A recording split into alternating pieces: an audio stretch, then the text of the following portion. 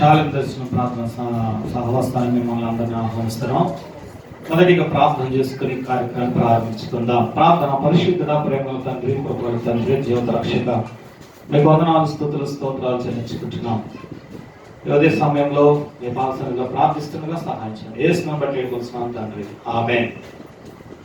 ప్రేమైన సహోదరి సహోదరులారా, ఈరోజు వర్తమానంగాను ఒక వాక్యాన్ని చదువుకుందాం. మార్క్స్ వార్త 11వ అధ్యాయము 1 నుంచి 7 వచనాలు చదువుకుందాం.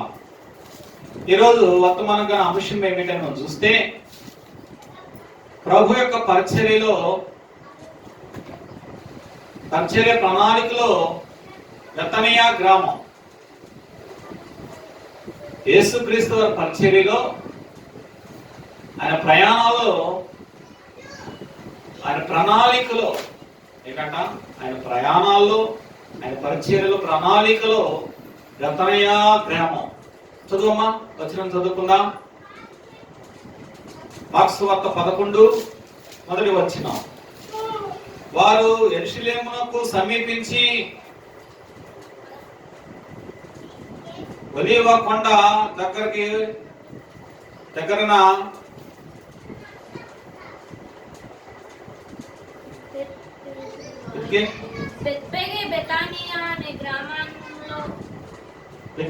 బెతానియా అనే గ్రామమునకు వచ్చి ఆయన శిష్యులు ఇద్దరిని చూచి, మీ ఎదుటనున్న గ్రామమునకు వెళ్ళుడి, అందులో మీరు ప్రవేశింపగానే కట్టబడిన ఒక గాడిద పిల్ల కనపడను. చాలు. సహోదరి సహోదరులారా, యేసుక్రీస్తు వారు ఆయన యెరూషలేము సమీపించి ఆ ఒలీవల కొండ దగ్గర ఉన్నప్పుడు బెతనియా గ్రామం ఆ యెరూషలేముకు ఎదురుగా ఉన్న 3 కిలోమీటర్ల దూరం సమీపన ఈ గ్రామం ఉంటది. అంశం ఏమిటో చూసాం కదా మనము. ప్రభు పరిచర్య ప్రణాళికలో బెతనియా గ్రామం. మొదటిది, ప్రభు దివ్య దర్శనంతో కనిపెట్టి ఆ గ్రామమును చూశాడట. కట్టబడిన గాడిద పిల్లను చూచాడట. హల్లెలూయా. ప్రభు దివ్య దర్శనంతో కట్టబడిన గాడిద పిల్లను చూచి విడిపించిన ఊరు ఈ బెతనియా గ్రామం మొదటిది. హల్లెలూయా. ఎందుకు ఈ గాడిద పిల్లని తీసుకురావాలి అంటే, ప్రభు దాని మీద ఆ యెరూషలేముకు పస్కా పండకు సమీపించినప్పుడు యేసు ప్రభు అక్కడికి వెళ్ళి ఆ గాడిద మీద ఊరేగింపుగా వెళ్తా ఉంటారు. హల్లెలూయా. ఎందుకంటే రాజుగా కాబోతున్నటువంటి వాళ్ళు ఒక ఊరేగింపుగా వెళ్ళటము యెరూషలేములో ఉన్నటువంటి యూదులకు ఉన్నటువంటి ఒక ఆశ్చర్యం. హల్లెలూయా. ఒక పద్ధతి, వాళ్ళకి ఒక నియమము. రాజుగా అభిషేకించబోతున్నటువంటి ఆ వ్యక్తిని ఆ గాడిద మీద ఆ యెరూషలేములోనికి వెళ్ళాలి, వీధుల్లో వెళ్ళాలి. హల్లెలూయా. రెండోది, యేసు తన పాదముల మీద సుగంధ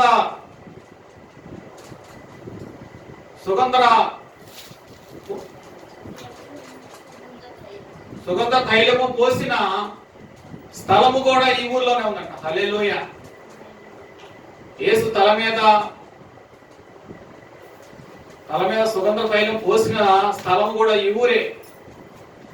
మార్క్స్ వార్త 14వ అధ్యాయం 3వ వచనం చదువమ్మా. 14వ అధ్యాయము 3వ వచనం. ఆయన బెతనియా కుష్ఠరోగి సీమోను ఇంట భోజనంలో కూర్చుండెను. అప్పుడు ఒక స్త్రీ మిక్కిలి విలువగల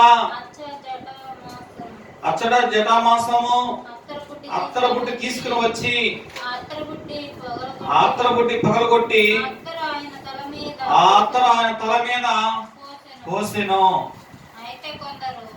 అయితే కొందరు కోపపడి ఎత్తరు అలాగ నష్టపడుతున్నాయి.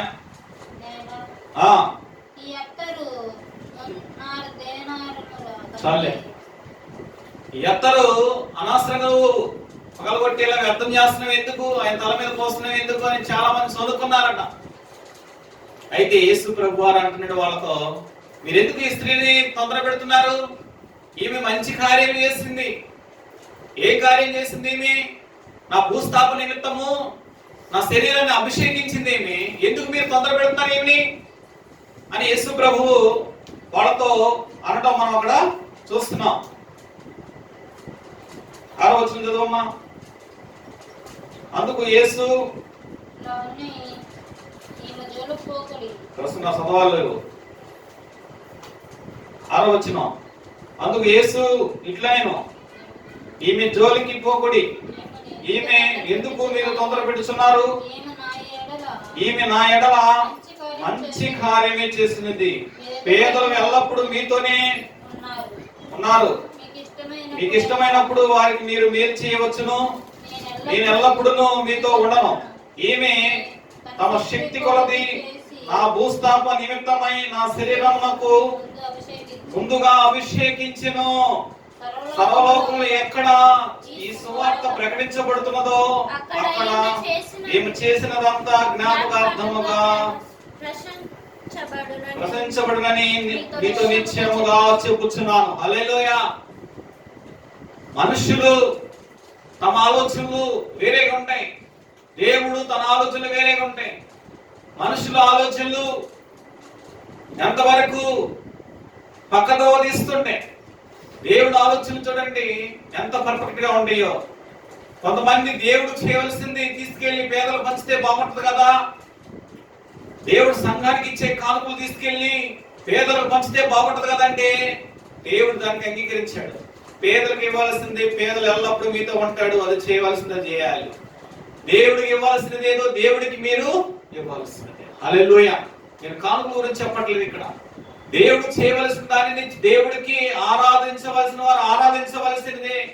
దేవుడికి ప్రథమ ఫలం తీసుకురావాల్సిన ప్రథమ ఫలం తీసుకొచ్చి అర్పించవలసినదే. దేవుడు యొక్క గణపరచవలసిన వాడు దేవుడు గణపరచవలసినదే. కానీ దేవుడిని కాదని వెళ్ళి పేదలకు మాత్రమే చేయటం కాదు. పేదలు వదిలేసామని దేవుడు చెప్పట్లా. పేదలకు మీరు ఎల్లప్పుడూ ఉంటారు, మీ కళ్ళ ముందు ఉంటారు.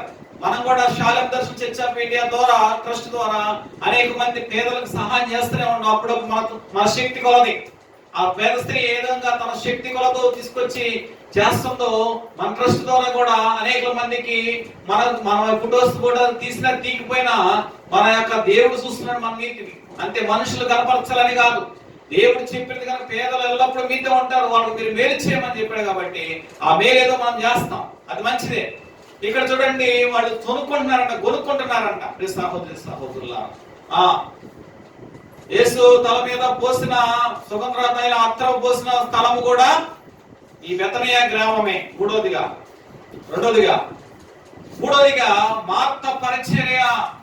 హల్లెలూయా. మార్త, మరియా, లాజరు యేసు ప్రేమించిన వారు నివసించే స్వగ్రామము కూడా ఇదేనంట. హల్లెలూయా.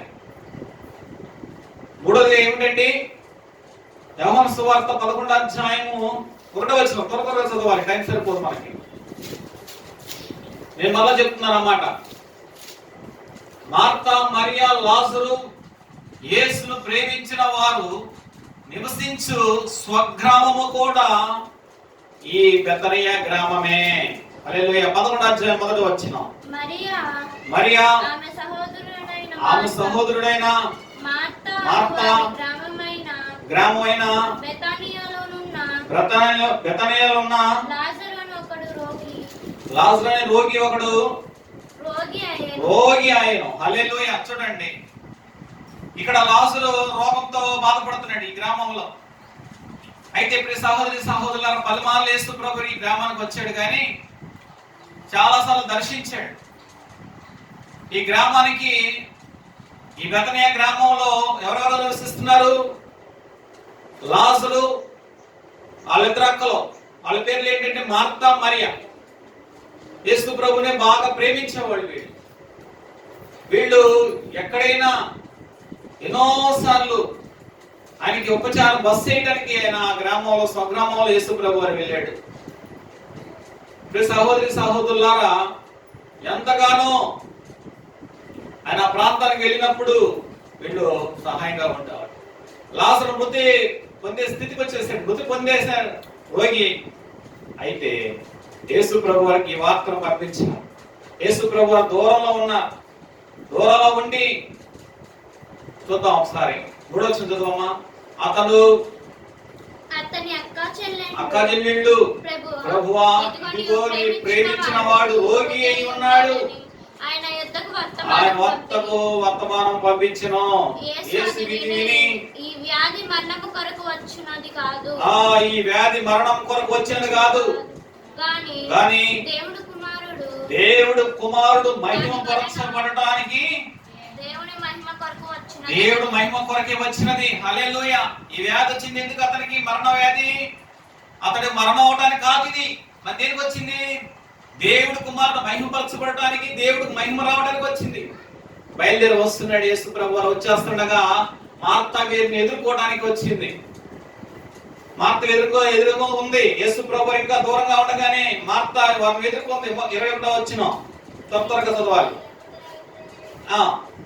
మార్త యేసుతో, ప్రభువా నీవు ఇప్పుడు ఉన్నట్టే ఎడలా నా సహోదరుడు చావకుండునని ఇప్పుడైనా నీవు దేవుడిని ఏదడిగినను దేవుడు నీకు అనుగ్రహించునని నేను ఎరుగుదను. అందుకు యేసు నీ సహోదరుడు మరలా లేచునని ఆమెతో చెప్పగా మార్త ఆయనతో అంత్యదినములందు పునరుద్ధానమందు లేచునని ఎరుగుదనను. అందుకు యేసు పునరుద్ధానము నేనే, జీవము నేనే, నా యందు విశ్వసించిన వారు చనిపోయినను బ్రతుకుదురు. హల్లెలూయా. యేసు ప్రభు వారు ఇప్పుడు సంగతి చెప్తుంటే మార్తేమో అంచె దినాలప్పుడు పునరుద్ధానప్పుడు ఆయన లెగుస్తాడని ఎరుగుదని ప్రభు అంటాం. ఎందుకంటే మార్తలో వాక్యం లేదు. ఎంతవరకు పరిచర్యలు చేస్తుంది కానీ యేసు ప్రభుని ప్రేమించి పరిచర్యలు చేసి యేసు ప్రభు ఆహారం సిద్ధపరచదు కానీ ఆమెలో వాక్యమే వినే తత్వం లేదు. వాక్యం ఆమె హృదయంలో ఉండలేదు. ఆమె సహోదరి అయితే ఆయన యేసు ప్రభు ఏం చెప్తున్నాడు? జీవమును నేనే, పునరుద్ధానమును నేనే, జీవమును నేనే, ఇప్పుడే నీ సహోదరుడు లేస్తాడు, నీవు నా యందు విశ్వసిస్తే ఇప్పుడే లెగుస్తాడని యేసు ప్రభు చెప్తుంటే ఆమె పునరుద్ధానం గురించి ఆలోచిస్తుంది. అయితే మరి ఎలా ఉండదు? 30వ వచనం చదువుతాం. యేసు ఇంకను ఆ గ్రామముకి కలిసికొనిన చోటనే ఉండెను. గనుక ఇంటిలో మరియతో కూడా నుండి ఆమెను ఓదార్చుచున్న యూదులు మరియ త్వరగా లేచి చూచి ఆమె సమాధి యొద్ద ఏడ్చుటకు అక్కడికి వెళ్ళుచున్నదనుకొని ఆమె వెంట చదువుతాం. అంతటా మరియా యేసును తోడికి వచ్చి ఆయనను చూచి ఆయన పాదముల పడి, ప్రభువా నీవెక్కడ ఉన్న ఎడల నా సహోదరుడు చావకుండునని చెప్పారు. చూడండి, ఈమె కూడా అదే మాట చెప్తుంది. ప్రభువా నీవు ఇక్కడ ఉంటే నా సహోదరుడు చావును ఉండోడంటే యేసు ప్రభు వారు మార్తను మరియను ఓదార్చి తన మరియను చూచి అక్కడ వాళ్ళందరూ చూసి మిక్కిలి దుఃఖపడ్డాడంటే. యేసు ప్రభు వారు కూడా ఎంతో దుఃఖపడ్డాడంటే. ఎందుకంటే యేసయ్య కూడా వారిని ఎంతో ప్రేమించాడు. వారి కొరకు ప్రార్థన చేసి ఎన్నోసార్లు వాళ్ళకి ఉపమానం చెప్పాడు. 34 వచనం. వారు ప్రభు యొద్దకు వచ్చి యేసు కన్నులెత్తి యేసు కన్నీరు విడిచి కాబట్టి యూదులు అది చూచి ఎలాగూ ప్రేమించునో చూడడని చెప్పుకొని. హల్లెలూయా. సహోదరి సహోదరులారా, జీవితంలో ఎన్నో పర్యాలు ఎన్నో సంఘటనలు జరుగుతాయి, కానీ మనుషులను చూసి దేవుడు వేడబడమే. అంత పేద కుటుంబం. అసలు ఈ బెతనియా గ్రామం అంటే ఏమిటో మీకు అర్థం చెప్పలేదు. నేను మొదటిగా చెప్పవలసింది ఇప్పుడు చెప్తున్నాను. ఈ బెతనియా గ్రామం అంటే పేదలు నివాసించేది. హల్లెలూయా. బెతనియా గ్రామం అనగా అర్థం ఏంటి? పేదలు నివాసము చేసేది. రెండోది ఏంటంటే ఖర్జూరపు పంటలు ఇల్లు. హల్లెలూయా. రెండోది ఏంటి? ఖర్జూరపు పంటలు ఇల్లు. ఈ పేదలైనటువంటి వీళ్ళు అక్కడ నివసిస్తూ ఇలా జరుగుతుంటే ఎన్నోసార్లు వచ్చి అక్కడ చూడండి ఎంతగానో దుఃఖపడిచి ఆ సమాధి దగ్గరికి వెళ్ళాడు. హల్లెలూయా. అందరేమో 40 వచనం చదువుతాం. అందుకు యేసు నీవు నమ్మిన ఎడల దేవుడి మహిమను చూపుదువని నీతో చెప్పలేదా? మార్తతో అంటున్నాడు ఈ మాట. ఎందుకు అంటున్నాడు అంటే, మార్త అంటుంది, వద్దు ప్రభువా, ఇప్పటికే చనిపోయి 4 రోజులు అయిపోతుంది. 39 వచ్చింది చదువు. యేసు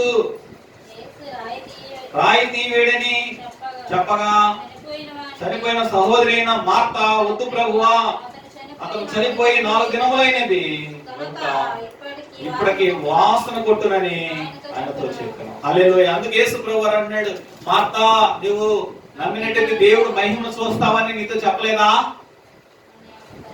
చూడండి ప్రియ సహోదరు, అంటే ఏంటి? విశ్వాసము సన్నగిలింది.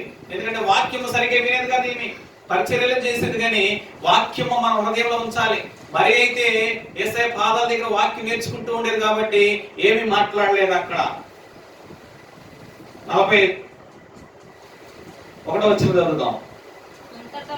అంతటా వారు రాయి తీసివేసిరి. యేసు కన్నులు పైకెత్తి, తండ్రి, నీవు నా మనవి వినునందున నీ కృతజ్ఞతాస్తుతులు చెల్లించుచున్నాను. నీవు నీ ఎల్లప్పుడూ నా మనవి వినుచున్నావని నేను ఎరుగుదును. కానీ నీవు నన్ను పంపితివని చుట్టూ నిలిచిన ఈ జన సమూహములు నమ్మునట్లు వారి నిమిత్తమై ఈ మాట చెప్పుచున్నాను. ఆయన అలాగ చెప్పి లాజరు బయటికి రమ్మనగానే బిగ్గరగా చెప్పగా చనిపోయిన వాడు కాళ్ళకు చేతులకు పీత వస్త్రములు కట్టబడిన ఎలుపలకి వచ్చెను.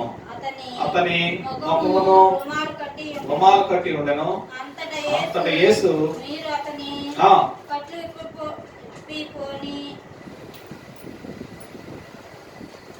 కట్లు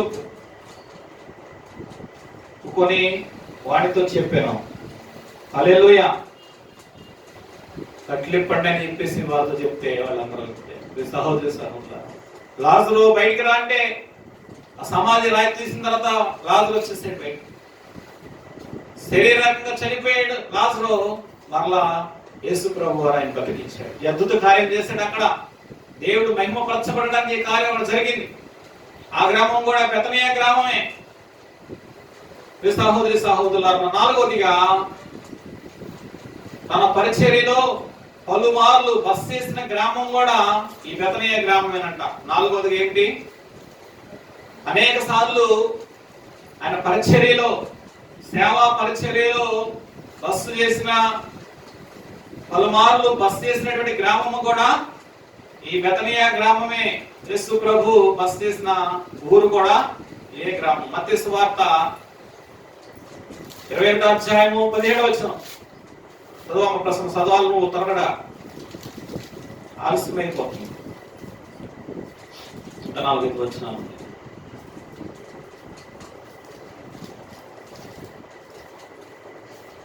21, 17. వారిని విడిచి పట్టణము నుండి బయలుదేరి బెతనియాకు వెళ్ళి అక్కడ బస చేశాను. హల్లెలూయా. ఎక్కడ విడిచి? అక్కడ ఉన్నటువంటి శిష్యులు, అక్కడ ఉన్నటువంటి జనాభం. ఈ సందర్భం ఇప్పుడు మనకి అంత ఇంపార్టెంట్ కాదు కాబట్టి ఆ బెతనియా గ్రామం గురించి చదువుకున్నాం కాబట్టి వారు విడిచి అక్కడ బస చేయ వెళ్ళాడు. హల్లెలూయా. సహోదరి సహోదరులారా, అంతేకాదు కానీ అక్కడికి వెళ్ళినప్పుడు పరిచర్య చేసింది కూడా వీళ్ళేనంట. ఇంకా చదువుకున్నాగా మార్త మరియల గురించి చదువుకున్నాం కదా. లోక శుభవార్త 10వ అధ్యాయము 38వ వచనము.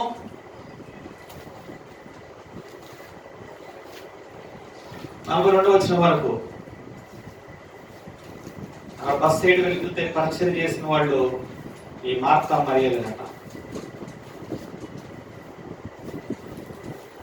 చదువు.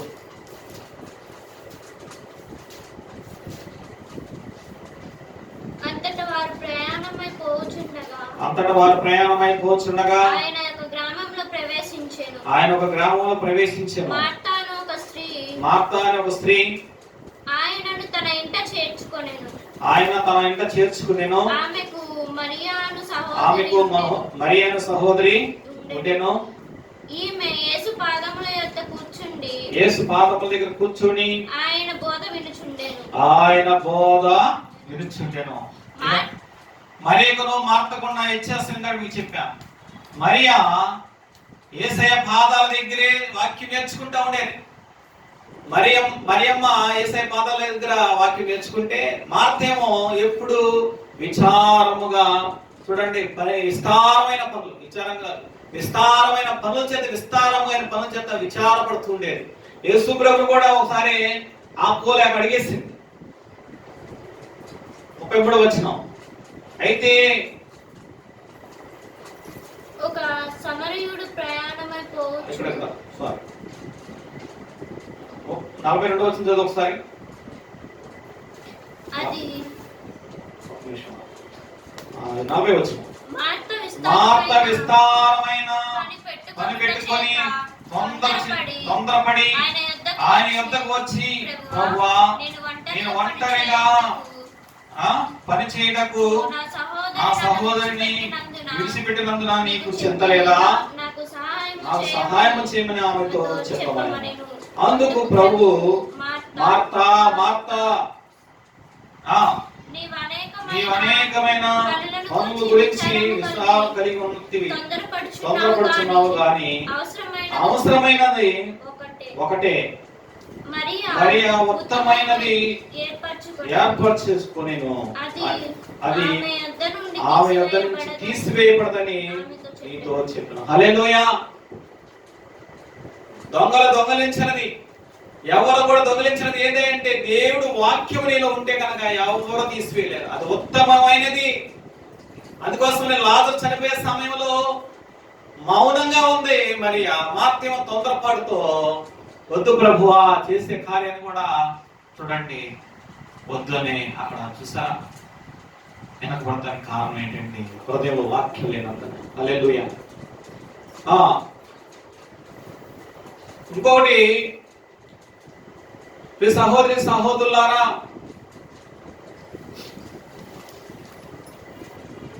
ఈ ఊర్లో యేసు ప్రభువుకు మార్త ఉపచారం చేస్తుందట. ఇదే మనం చదువుకున్నాం. 5వదిగా మార్త